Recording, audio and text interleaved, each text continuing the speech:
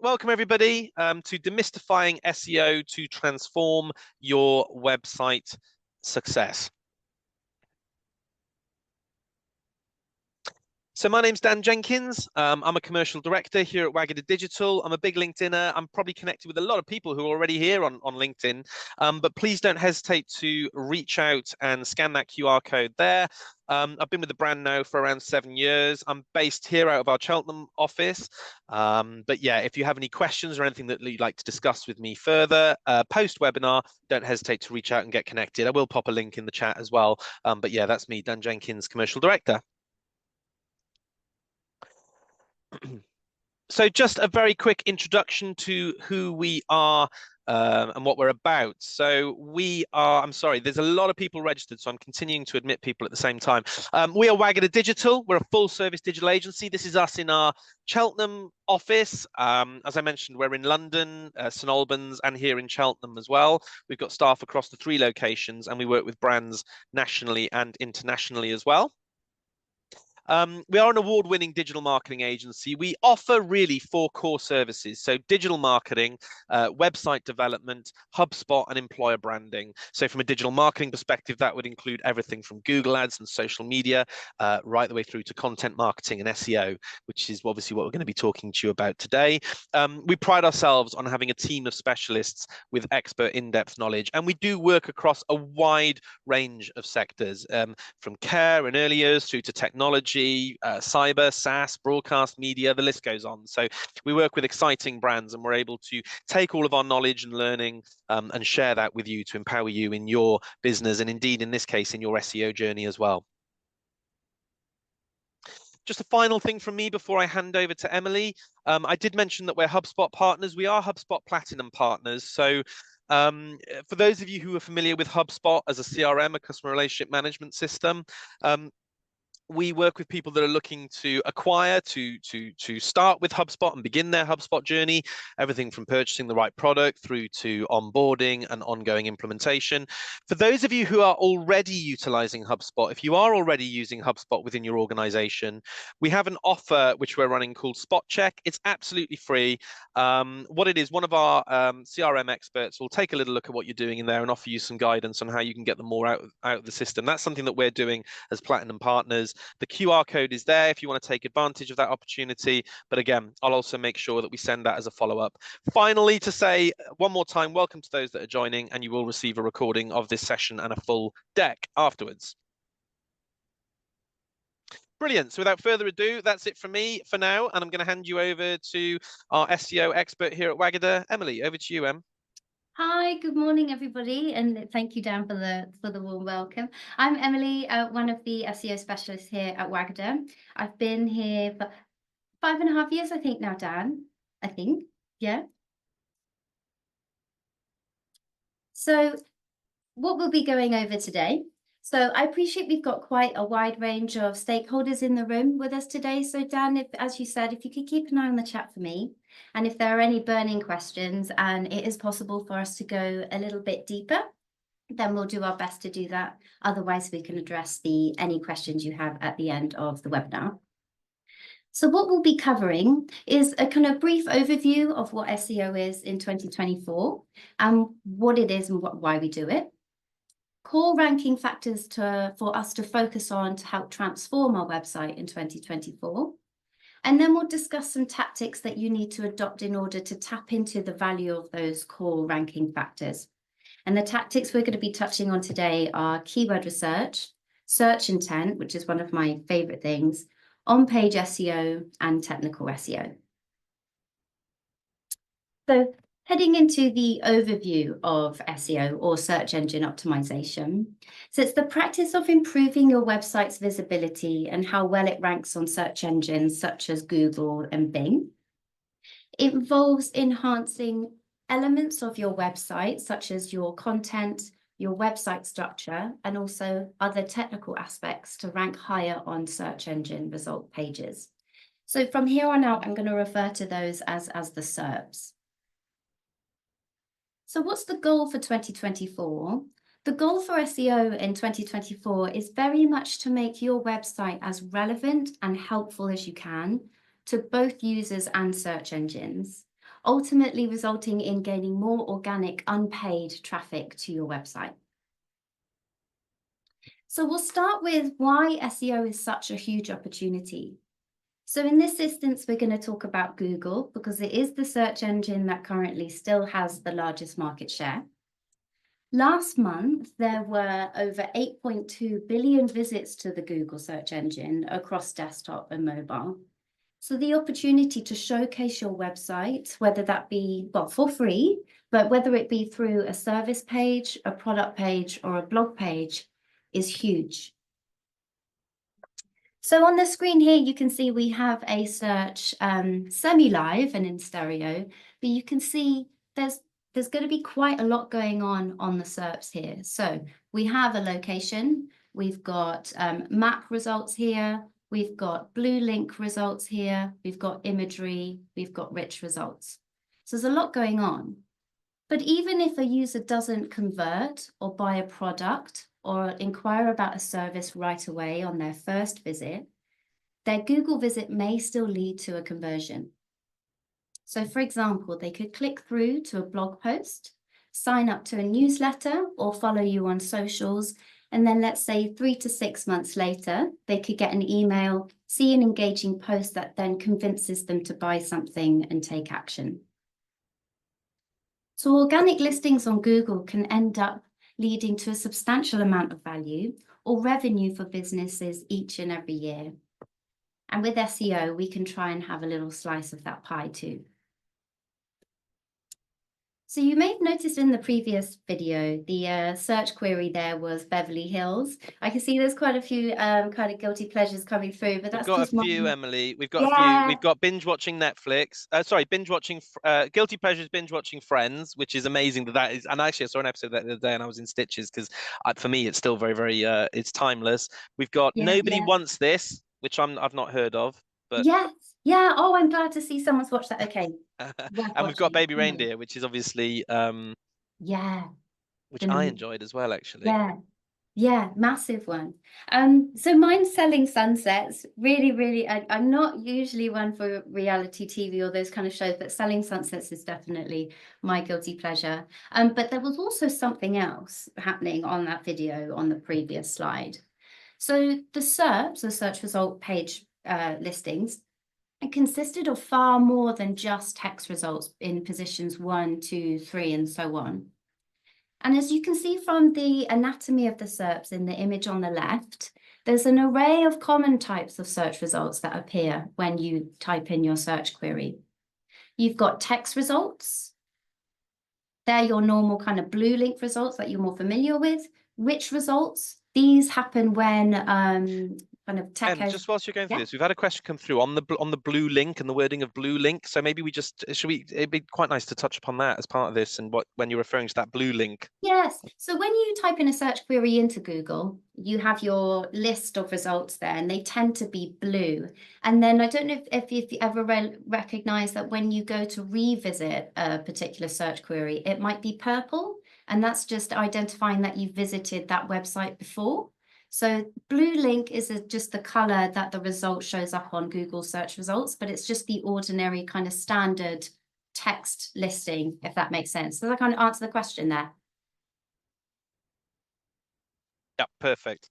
Wonderful, perfect. So rich results are results that are triggered by additional code that you can add into your website called structured data.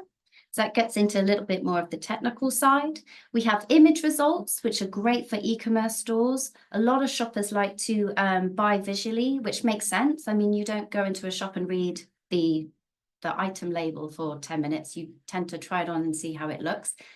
Video results, exploration features, and just to put that into context, when you're Googling, you might see things like related searches down the bottom of the search results, or you might see a people also ask box. That's an example of an exploration feature. So whilst this isn't really anything new, all of these kind of additional search results on Google, we are seeing this become more extreme. And especially for sites such as e-commerce stores, because you also have additional results such as organic product listing results, popular product grid results, So there's a lot going on in the mix. I like to think about a website as like my prospective customers, like dream house. And then like the Selling Sunset agents, we just want as many people to come and see our house as possible. So SEO allows us to open many doors and windows of opportunity for them to come and visit and see our house. And these opportunities are the different type of search results that are available on Google. But like any good, I guess, trashy TV, and I guess it's subjective as to whether reality TV is good or not. There's always a plot twist and there's always a little bit more. So the SERP landscape, and that's kind of so the type of results that are showing up on Google and how we can achieve them, this changes and evolves all the time. So in 2024, we saw the addition of the AI overview across the UK. So we're slightly behind the US in that sense. The US had it actually probably earlier this year, tail end of last year.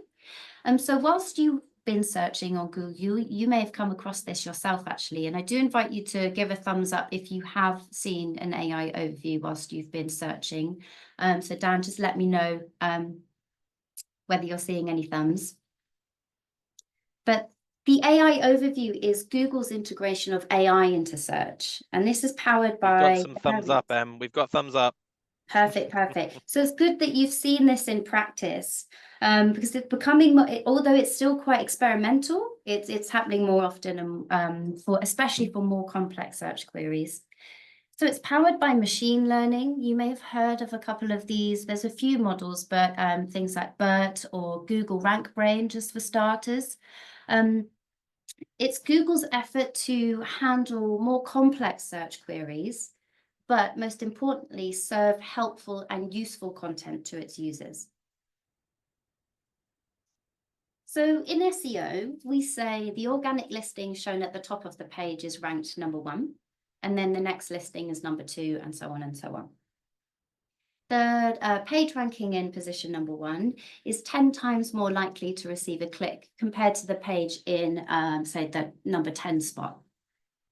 But as you can see here from this slide, the AI overview is pushing content down, organic listings down further into the SERPs. And with the AI overview, users don't actually have to click through to a website to get the information they need. So it's a current challenge for us SEOs at the moment is to evolve with the impact that this might have on organic website traffic. But at Waggadah, we're very much into embracing AI. So if you haven't seen one of our AI for SEO webinars, do keep an eye out for that.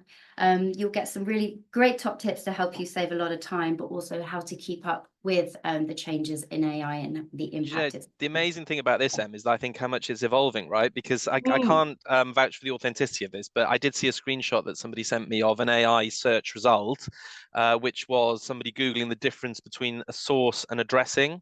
And the AI response, the AI overview highlighted that the main difference between a source and a dressing is their purpose. Sources add flavor and texture to dishes, whilst dressings are used to protect wounds, which I think shows that we're still in this period of evolving, right? Where, you know, these things aren't perfect, but we can see where it's going and we can see what our expectation is over the next 6 to 12 months and how it's starting to scrape for this information and actually, in a way, take traffic away from websites, right? Because it's putting it on the front page of Google. Yeah. That's a really good example, actually. It's still very experimental, but we do need to accept that it is here to stay. So the AI overview is a SERP feature. It's not currently a door to a website, but it is a window for our lovely house. So it's a great opportunity for brand awareness. So I'm convinced that we're going to be friends. So ranking factors are what Google uses in order to determine how well your site should rank. So position 1, 2, 3, the AI overview, how does Google know where to rank your site? So there are 200 ranking factors for Google alone, just Google specifically. And each one of those is assigned like a different weight or a different value. And then you have the Google's algorithm. So depending on what kind of year you've had in SEO, you might refer to the Google algorithm as like the referee, or you might refer to it as something else if you had a slightly bad year. It's been a big year for algorithm updates in 2024 so far. So the algorithm scores each factor of your site when a user types in a search query. And it does this to identify if your site is worth ranking for that particular search query, also known as your keyword. It's worth noting that the scoring can differ by vertical and industry. So, for example, Google's algorithm is far more stricter for sites that may have an impact on someone's financial status or health. And these websites are known as your life or your money sites. But the higher your score, the higher Google will rank you. And when we do our SEO, we're hoping to increase these scores. I don't want to say simply increase these scores, but that's what we're looking to do. So what are the top factors for us to focus on? Because there's 200 plus factors. We need to hone in on some core ranking factors for us to focus our efforts. So number one, high quality content. So since August 2022, we've had numerous algorithm updates that specifically focus on content quality. I consider this as one of the most important factors for in SEO in 2024. So Google and other search engines like Bing and Yahoo, what they're trying to do is show content to their users that is high quality, informative, and relevant. But I'd like to also add in authentic into there. So following on from the AI hype, quite a common practice for us SEOs and copywriters is actually humanizing AI-generated content. So I'm not saying you can't use AI to generate content or use AI in your marketing activity. Just don't forget the power that the human touch has. Moving on from quality content, we're going to go to keyword optimization. And this is the process of on-page SEO. So using relevant keywords throughout your content, such as metadata, content on the page. This helps Google and other search engines understand what your website is about. And then I would go on to website structure and page experience. And this is the process of technical SEO. So for example, website speed, mobile friendliness, and crawlability. So ensuring your website is technically sound, so search engines can easily index and understand your content. I do just want to say at this stage, when it comes to technical, you may need a web developer for this, but what we'll be going through today is going to give you more context on the kind of conversations you can have with your web developers or some of your CMS providers, and so you can know what questions to ask for as well. And then these three things really puts your website in a position to be a linkable site. Backlinks are really important. They're kind of like votes of confidence or a character reference across the internet. They make your website more authoritative, and then search engines are more likely to rank you. So we're going to kick off with our first tactic, and that's keyword research and search intent. So keyword research is one of the most important elements of SEO, because without it, you're kind of stumbling around in the dark. So keyword research is a great starting point for any SEO strategy and content planning. And it helps you better understand your potential website visitors, kind of what they're looking for and what they care about. And in turn, that helps you to create high quality, helpful content, tapping into that first ranking factor. So when you're very quickly, it's interesting. Yeah. Dave Morris has put a comment in the chat, which I think is a really interesting comment. It's absolutely right, is that good quality content, high quality content is quite subjective. So I know you're going to cover some of this, but it'd be really good to kind of, what Google's take on good quality content. And we talked a bit about EAT, and authority and trust, but it'd be really good to kind of to reference that a little bit so that we can get a really good feel for what it actually means to create high quality content, if that makes sense. Yeah, sure. Yeah, so when you're looking at keywords, there are a few considerations, and this taps into that quite nicely. So if we're looking at search volume, for example, a broader term would have a higher search volume. Something that is more exact, serves a more particular, let's say a particular need, that has a lower search volume, and depending on your niche, a lower competition or keyword difficulty. And then long tail keywords, say 3 to 4 phrases, would have an even lower search volume, but don't discount them because there's quite a low competition as well. And remember, there was no search volume for things like iPhone back in the day. So don't discount something just because it has a low search volume. And that kind of taps into quality here. So I understand that it's subjective, but when it comes to high quality content, I think it's really important to think about relevancy. So how well is your search term serving a need? Because if you can produce an answer or content to that need, that's going to be quality. Does that help with that, Dan? We're going to go into that a bit more. Yeah, absolutely. And I think some of the work on clusters as well all kind of feeds into that, which I know you're coming on to. So yeah, perfect. So you can see actually how I have search intent in bold. So this is, I think, really important when it comes to choosing your keywords. Search intent plays a huge part in identifying the most suitable keywords for your content offering, and that really taps into that quality level. So by taking into account the intent of a keyword, you're tapping into where users are in their buying or decision-making process, and that in turn helps you build out an SEO kind of content strategy and what content to push on your website in order to drive that traffic. So search intent falls into 4 main categories. We've got navigational, and that's users looking for a website or a brand. We see that quite a lot across e-commerce stores. So something that I've spent a horrendous amount of money on this year is probably ASOS wedding guest dresses. That would be an example of a navigational search. We all thought something different then when you started to say ASOS wedding dresses. I thought there was something you were keeping under your sleeve that you hadn't told us about. Always a guest, always a bridesmaid, Dan. That's who I am.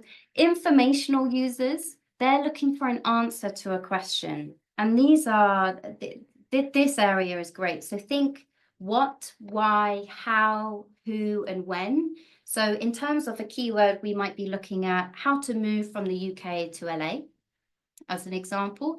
In terms of the SEO content strategy here, we're looking at informational, educational blogs to attract that top funnel traffic to the website.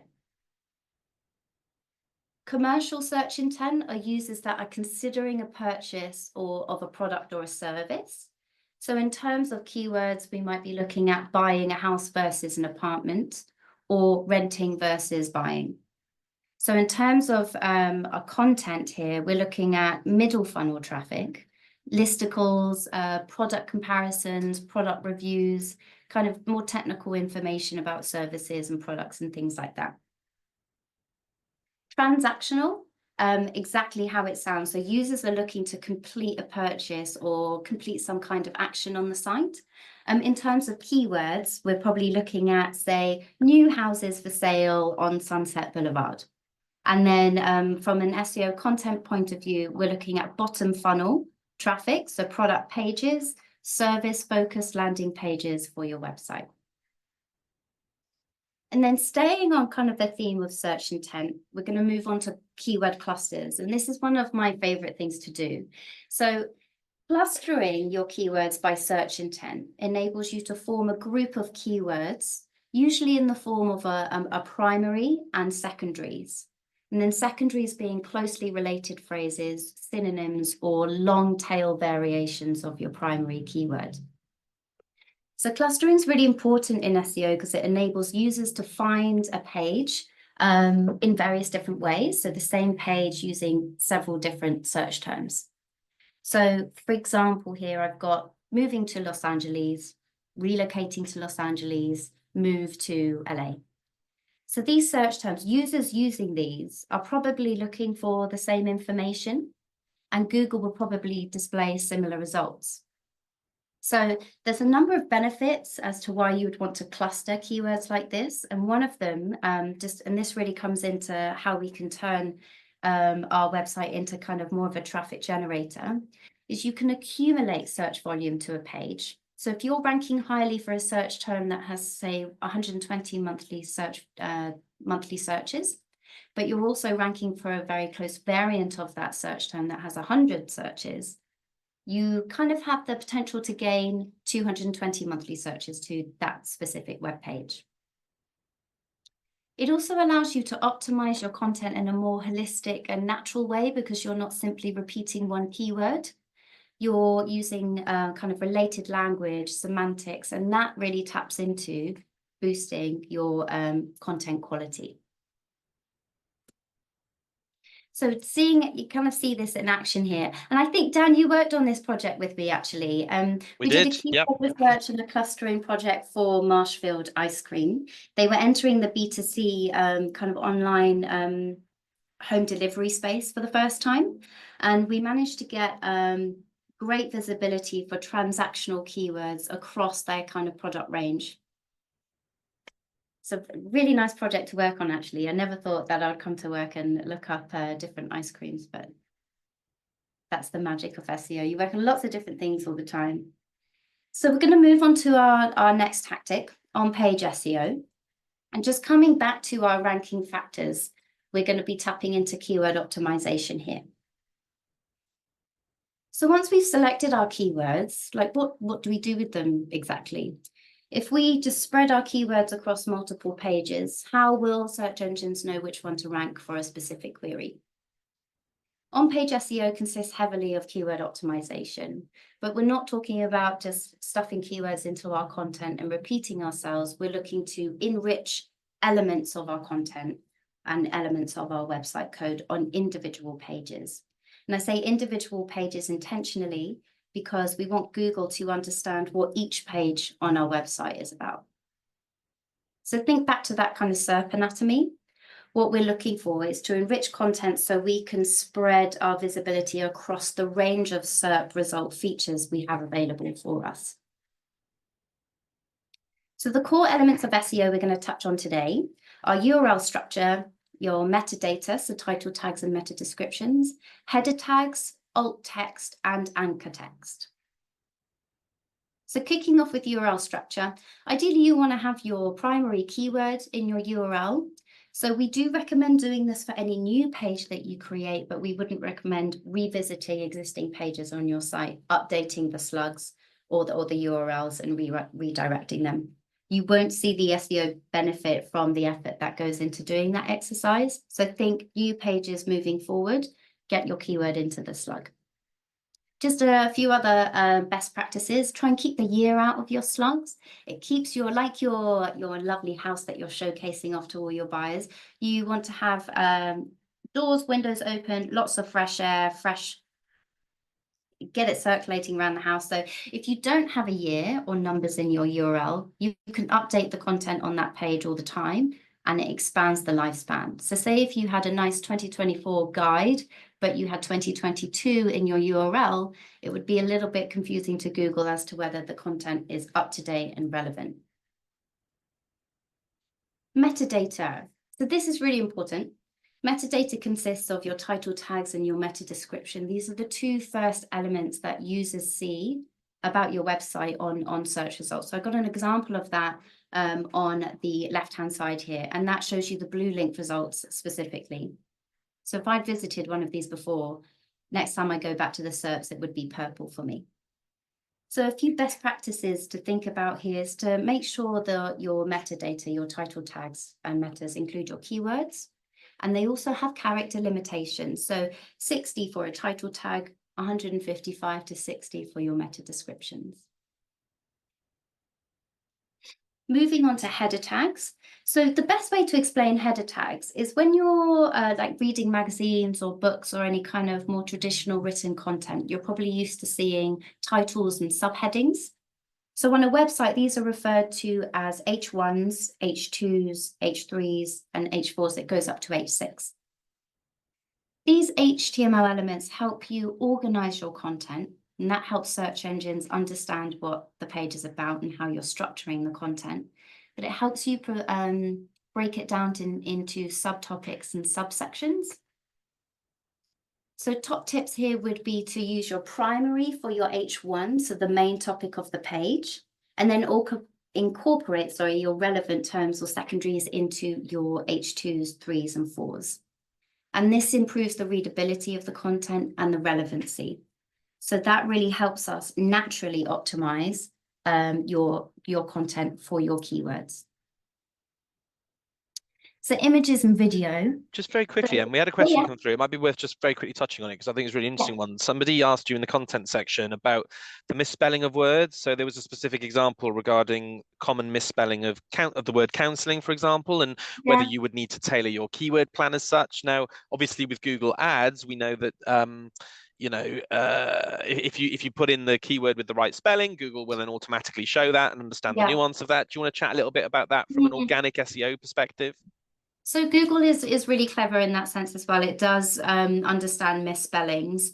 When it comes to misspellings, what I like to go back to more how do I build trust as a professional? So with counseling as an example, and I actually have I have a battle with this for advisors, like mortgage advisors. The search is behind advisors with an OR, and in the industry, they don't use an OR, they use ER.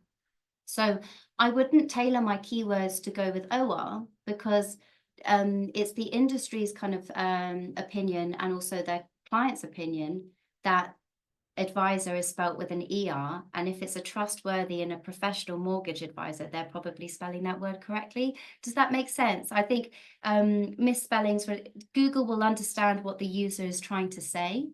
And then Yeah. from a brand perspective, it's up to you how you want to spell that word. But from a professional approach, you would want to spell it how you know it's spelled correctly within your industry, because that's a massive trust signal. That makes total sense. And I think obviously it automatically corrects anyway, doesn't it? So it'll automatically correct Yes, yeah. what it is that you're saying. Yeah. Uh, I do, just to add, I do see quite a lot of, because I think our language is becoming more Americanized all the time, and I do see that coming into search quite a bit. So, but Google can understand kind of the difference of where you're located and what language you're using. So again, it's working really hard to provide the most useful results to its users. yeah. So moving on to image and video. So it's a great opportunity to one, boost experience on page, which taps into one of the like kind of the third ranking factors that we touched on.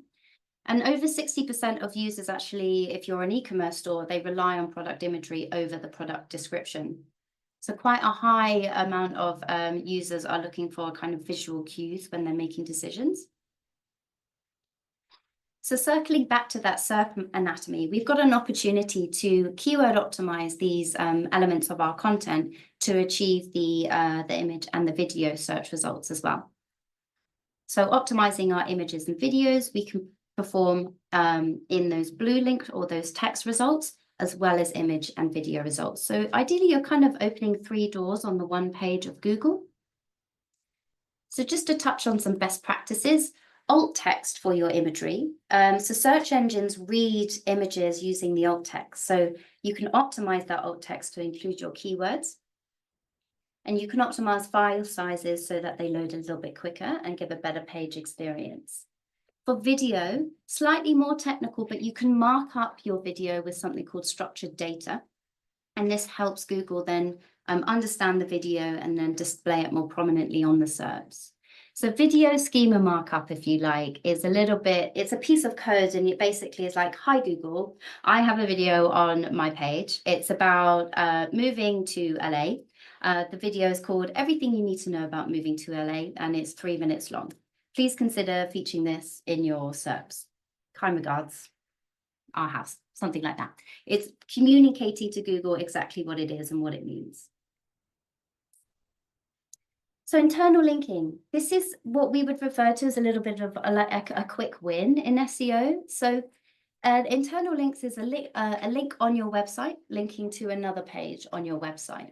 And careful use of keyword-rich anchor text, so the words you're using to actually create your hyperlink, can help boost the relevancy and the SEO performance of the page that you're linking to. So it's a really good tactic to adopt within your on-page optimization. There are a couple of internal links, and you're probably really familiar with your navigational links. So this helps users navigate through the website and search engines crawl the website. But contextual internal links, so taking a user from a relevant page to another relevant piece of content, it is where it's at when it comes to on-page optimization. And again, you can see this in action. This is a project that I worked on where we did keyword optimization, and the site was brand new, so we weren't actually really sure where we were going to go with this project. But by identifying the right keywords and then carrying out the on-page optimization, we managed to increase the relevancy of the content and then boost the performance on page 1 of Google. So we're going to head into technical SEO now. So we have discussed high quality content, keyword optimization.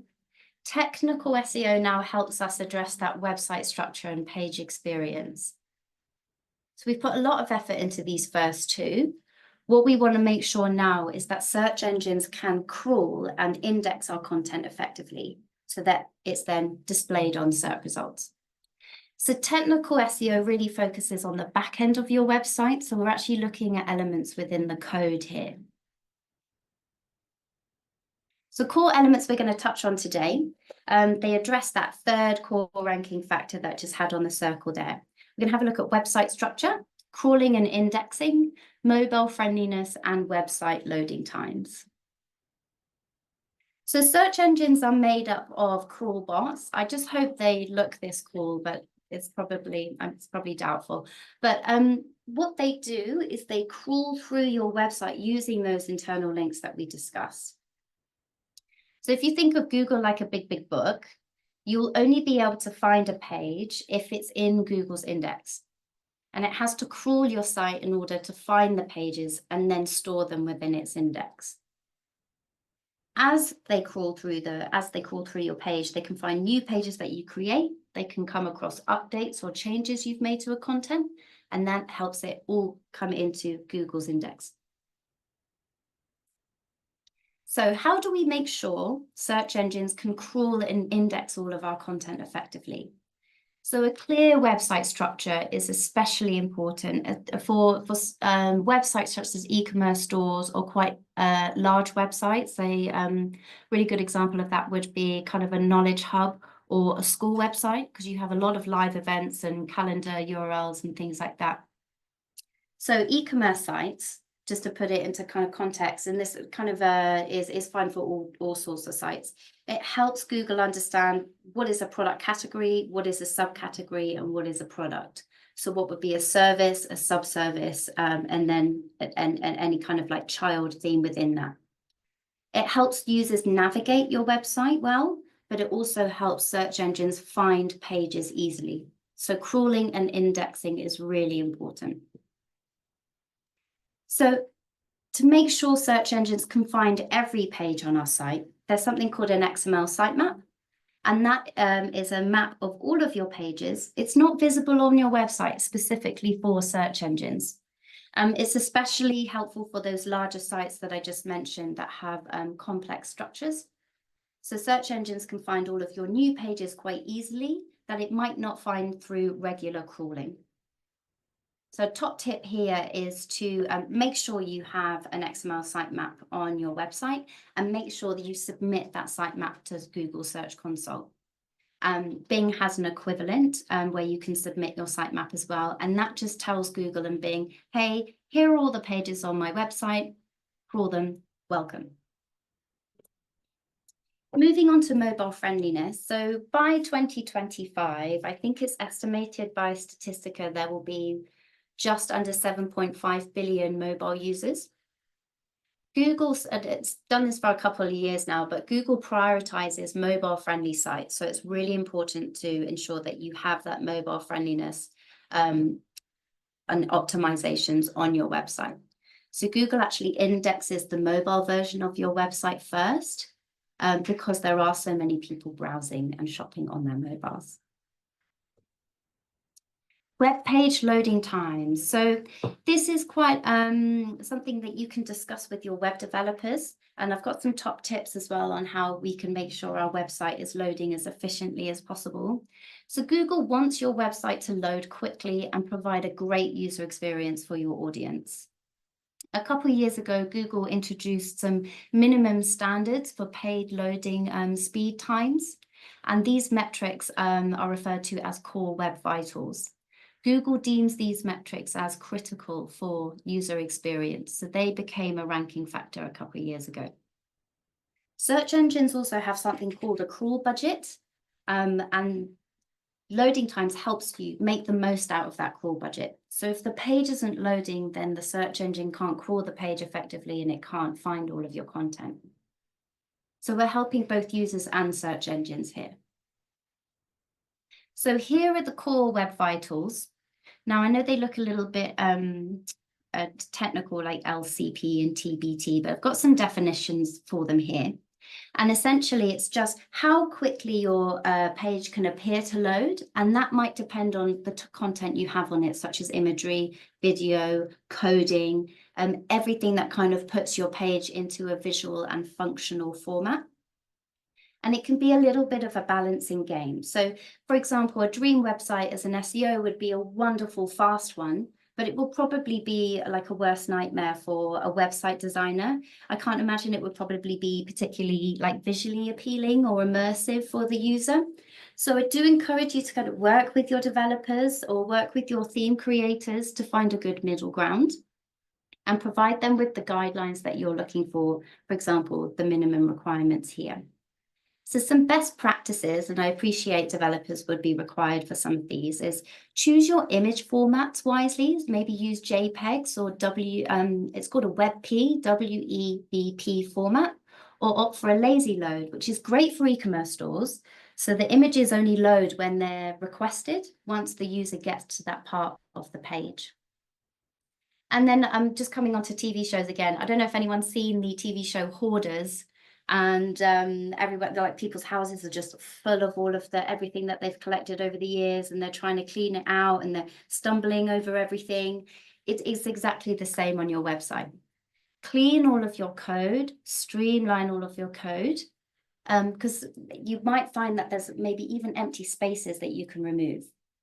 So by getting rid of anything unused or unnecessary, you can look to combine any code files. That cuts down on how many files are requested at once. And that helps speed up your web page loading times. Also, I encourage you to have a look into your hosting packages. So have a look if there are any upgrades available to you. Shop around. If you have a nice, a good quality hosting package, then you will have a nice loading or fast loading website. Just very, very quickly, sorry, just before you do this key takeaways, because I think if you just want to maybe quickly move back just to the previous slide, because I think there's a really great question, which would be good just to tap into. What is the ideal file size for an image on a website, and what if you have a number of images on a single page? So it might just be worth covering that quickly now and our ethos on that. Yes, so image sizes, I would go for around 100 KB.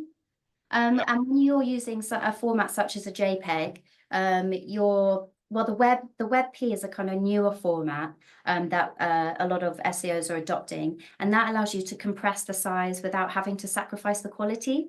But 100 KB is probably a good size. But when you get to header images, that's where it can be a bit harder. Because they are larger in dimension, I wouldn't go anywhere above 300 for those.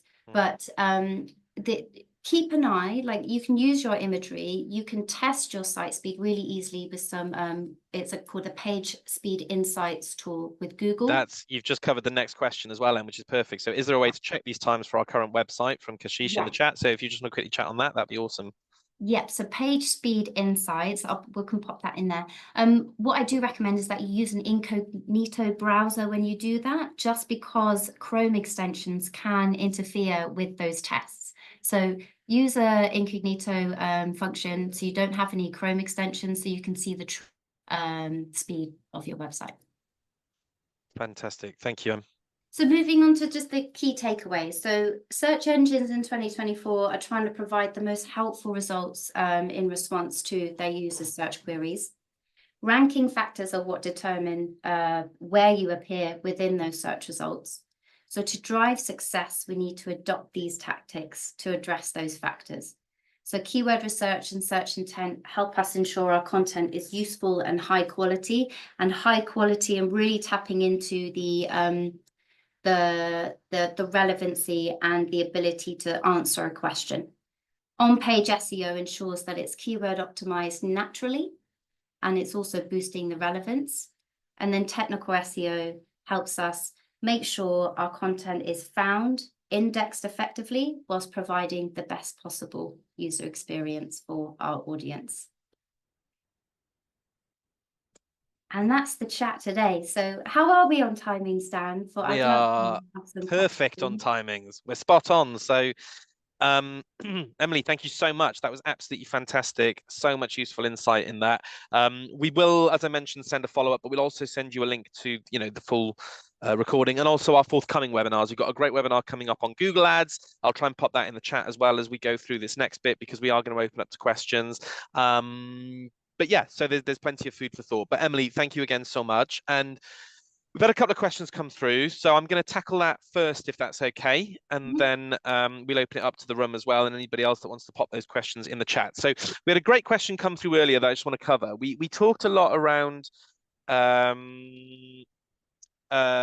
keyword clustering and kind of keyword clustering on a single page, and then headers and content.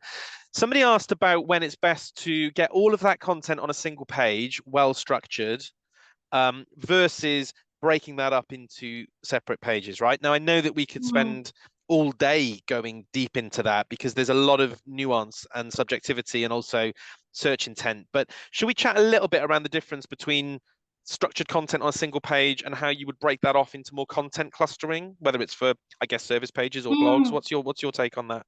So I would separate. I know clustering is used across content and keywords. So when I refer to keyword clustering, I'm talking about very closely kind of related terms that you can have structured on one page. As soon as you start to inject a keyword that may be along the lines of a similar topic, but actually answers a different question, you're then going to start diluting your SEO. So what I would do is grab all of my keywords, sort them into topic, search intent, and then my clusters, and then ask, am I serving the same? Is it answering the same question when you're looking across these groups? If you're finding it's actually answering a different question, that's when I would go to a separate page. And that's where the contextual internal linking really comes in, because then you're building a bit of what we would refer to as a content cluster. You'll be taking a user from one piece of content to the next most helpful piece of content. Yeah, and I think there's so much in there in terms of, how we approach it at the agency is about mapping that and the whole keyword mapping process, where we start to look at what pages are focused on what content versus, there's also a lot of evidence, isn't there, around length of content, and actually pages that are like a couple of thousand words, as long as it's well structured and quality, are going to stand a much better chance of ranking. And obviously the minimums that we talk about are 500 words, aren't they, for a page? So anything below that we tend to say is not the way to go. Is that what you'd say? Yeah. Word count, it's one of those people have it, again, it's subjective. Obviously sub SEOs say that you need a long word count, but realistically, that's where we always need to think about human first, users first. Are they going to be sitting there and actually reading through this 2,000 page? Probably not. So it's one of those middle, but this is what's great about SEO is you can try and test things. So you can try that text length, see how it performs. You can add some imagery, add some video, see how it performs, and you can iterate the work throughout part of the process. I actually didn't realize we've actually just tackled Sarah's question. Sarah Pace in the chat, in terms of content on a page, is there a view on how much you should ideally have in terms of word count? So yeah, we said kind of, there are minimums, but obviously it's making sure that the content is engaging. So I think that makes total sense. Great question here from John Porter. Is there structured data you can include to improve your chances of being cited in an AI summary? So obviously we use structured data quite a bit. We can use structured data for videos and ways of giving those signals to Google. What's your knowledge or understanding surrounding the AI side of things? So there's a lot of testing still going on with the AI overviews. There's been quite a high correlation between the results on the first page of Google and those that appear in the AI overview. There's not, to my knowledge, a structured data markup you can add to the content in order to achieve those certain results. for an e-commerce store, you can use a specific structured markup for AI-generated product descriptions. However, I haven't seen that being pulled into an overview. When it comes to the overview, there's still a lot of testing going on, but I still think that it's the kind of quality to the search query, especially if it's a complex search query, that's what's going to get you into the AI overview. So think about answering specific questions, really building the relevancy. Have a look at what's on page 1. Could you answer anything in a better way? See if they're in the AI overview, because I know I just said that the results on page 1, but I checked the other day and it wasn't in there for me. So it's one of those things we're still monitoring. I think there's a long way to go as well. I think with the AI overview still, some of them aren't quite there yet, but maybe it's something that we can have a look into with our AI team. I think it's evolving so quickly, isn't it? You know, so no, we're staying on top of all of that side of things. This is an interesting one. So we found some of our we have found some of our keywords have changed. So I guess that means the intent, or you know, what it is that people are. Oh, sorry, Tracy. Oh yeah, okay. So I think it's a change in search intent. So we found some of our keywords have changed. How often should you check your keywords? And also, if you have found that language has changed, do you include both keywords on your website? Example for us, you know, with counseling, we're now finding people are searching therapy. Do we include both? And what's your take on that? Such a good question, because therapy can actually have it's the bandwidth of what therapy means, because there's so many different types of therapy, and then counseling can be maybe slightly more specialized, or slightly more I don't say medical, but slightly more specialized to delivering specific services. So I would check your keywords definitely. I mean, I check my kind of bi-weekly in terms of movements and things like that. But if you can see that people are using therapy and counseling interchangeably, and that's really important when it comes to secondaries, if you can use them interchangeably, introduce them into your content. And then you can get that kind of people looking for, even if it's like, I don't know, mindfulness. I don't know if that's the right terminology, but mindfulness therapy or mindfulness counseling. Don't know if that's quite right. Well, my wife's a sports therapist, so she's a soft tissue therapist, and her whole brand is Jenkins Soft Tissue Therapy. But that's obviously going to be very different, isn't it, to other forms of mental health therapy? Or so I guess that's the nuance around the language, right? Yes. So I think a lot of you would find a really helpful tactics would be that informational, educational content. So if maybe therapy is something you apply to your counseling, you pick a type of therapy for your counseling. So that could be a really good guide for you to add to your website, the difference between counseling and therapy. And that would help you get that kind of bandwidth of a wider range of search terms within that topic. We've got more questions coming through. We're going to cover them, and also we're not going to go anywhere. So we're pretty good at just sticking around a little bit, and we love sharing knowledge. So there's no problem at all there. So how can we drive our website higher up the SERP? I love this question. How can we drive our website higher up the SERPs, so the search engine results pages, versus competitors, when we all share the same keywords? So that's the battle, right, Em? So massively. What do we want to focus in on? So competitor research is a brilliant thing to do. So if you can find your any kind of keyword gaps between you and your competitors, if you've got a service page where you are using the same keywords, then focus on some other kind of content ideas that you could then link to that service page with. So you're building a whole content strategy around that service. So what is that service? Who needs that service? What do I need to do before I have this particular service? You can build some great informational and educational content that then contains strong optimized internal links to that service page. If your competitor's not doing that, then you are boosting relevancy of your service page content where you're using the same keywords. Also look at their content. Are they using optimized imagery? Are they using video? Have a look at what their tactics are and see if you can enrich your content in a better way. I also think it's worth touching on domain authority, right? Because we haven't really gone into DA, domain authority, which is kind of a score of how relative, how authoritative your website is to Google out of 100. And I guess when you look at some of these search tools, I put a few in the chat earlier for keywords like KW Finder, you can get a list and you can see who's on the front page of Google. And importantly for that keyword, but importantly, you can also see what their domain authority is. So all that quality content, all those backlinks, everything. And actually, that's what can give you a cutting edge over your competitor if you're all targeting the same keyword. So do you want to just touch on your view on DA a little bit, Em? Yeah. So DA is the score of how kind of authoritative your site is, and Google loves authoritative sites, and so do users because they're more trustworthy. So if you have a look at what backlinks you can build to that specific page where you're using the keyword, the same ones as your competitor, see whether there are any other authoritative websites you can get backlinks from, and then that can help boost that page authority of that specific page that you're looking to perform in SERPs, and then hopefully get one up on your competitor there. Yeah, thanks for that. It makes total sense. How do we monitor trends and stay updated on what's popular in our industry regarding keywords? I like Google Trends. It's a free tool. You can use all of the data available within that tool, location-wise over a period of time. You can have a look at what regions of the UK are using specific words, just in case there is a difference in terminology regionally. So that's a really great tool. You've got tools like KW Finder that Dan mentioned. That also integrates Google Trends data into its platform. So when you're looking up search terms, it actually gives you a percentage increase and decrease over the year for a particular search term.